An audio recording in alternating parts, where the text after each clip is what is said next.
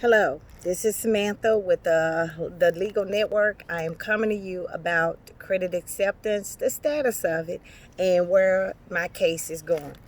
A lot of you, first of all, I hope you guys subscribe to my channel, get notifications of upgrades of what's going on in credit acceptance and other cases that may involve you as well as creditors, dealing with creditors. Okay, so let's start with credit acceptance, okay? Uh, I had a setback. Uh, like I said, I told you guys that the United States Postal Service ended up altering the address, and the Supreme Court closed my case. I can't begin to tell you how I cried. I cried because I'm like, wow, I couldn't believe that this is happening to me. Plus, I was hurt because I was so close to getting in. I want to tell you that a government agency is investigating credit acceptance. So if you think that's not true, yes, it is.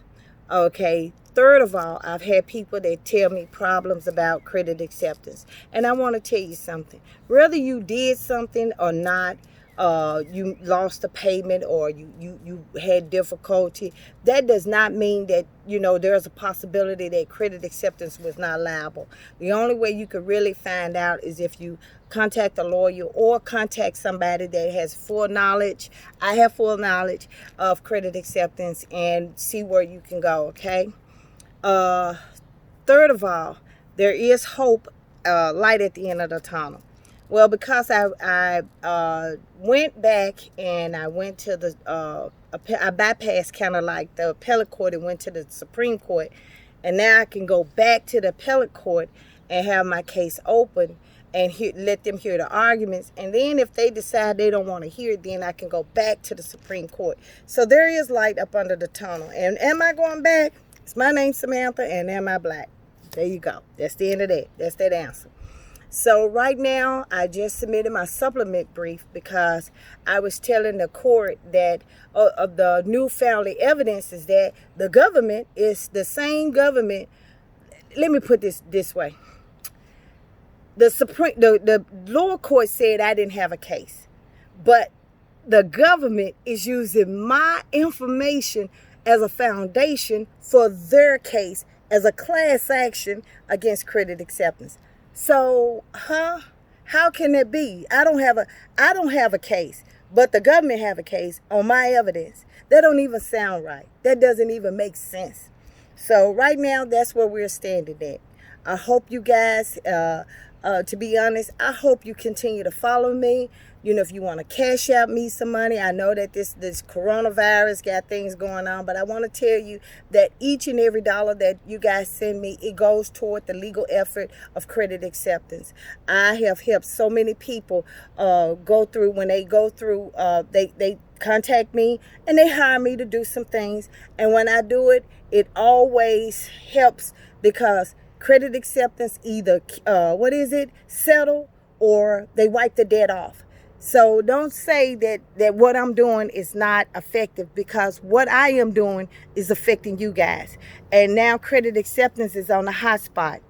I've been dealing with this since 2016. It's 2020 now. So this should tell you that I am not letting up. I am not giving up. It's more than just videos that I'm doing. I am basically changing lives. I am changing lives, okay?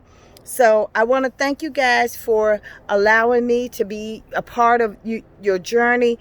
If you subscribe, if you donated, thank you very much.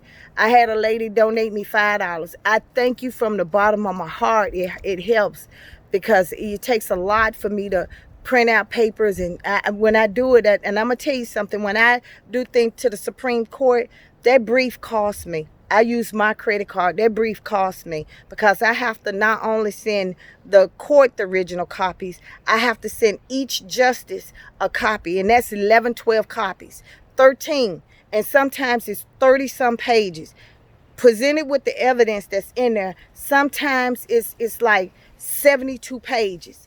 And when you do that with ink and printing, and then I have to put it in a binder, I have to make it look professional. It costs. But you know what? Is for my work, somebody's being helped, somebody's being exposed to credit acceptance, and then those who are being able to have some kind of rights. We're being heard.